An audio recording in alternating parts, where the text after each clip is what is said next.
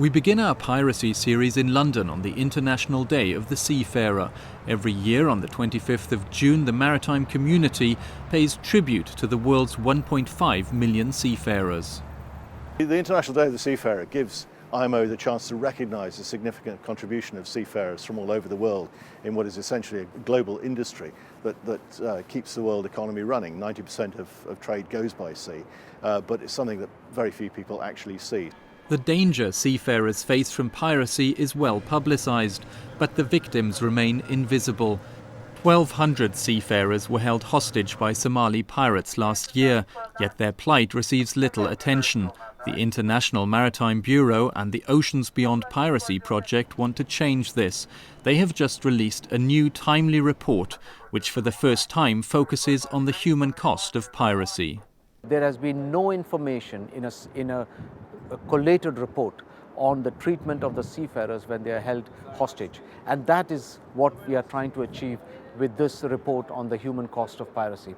And on the International Seafarers Day, this is a very timely that we think about the plight of these seafarers who are silent victims of this crime and not acknowledged really by the world community.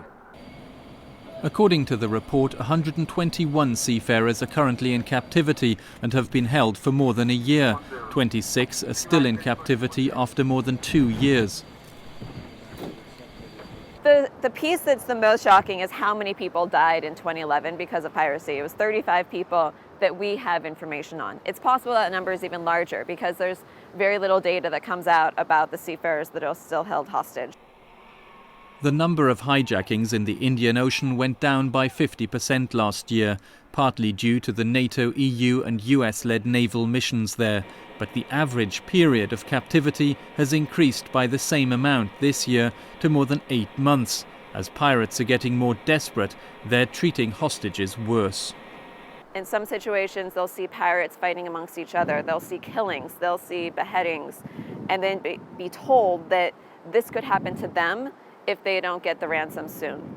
They are constantly living in fear. There are situations where the pirates will put a gun to somebody's head and pull the trigger only to find that it's not a live bullet.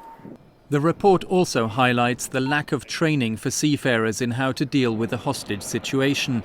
Experts agree knowing what to expect and how to act should play a much larger role in the training of seafarers. At the NATO Shipping Centre, we also are working on or trying to focus upon the human aspects of being pirated. We are in close support of the IMB, the International Maritime Bureau, but also the MPHRP, the Maritime Piracy Humanitarian Response, that are trying to work out lessons, pre-education, training sessions for seafarers, and to make them understand how they can be better prepared mentally.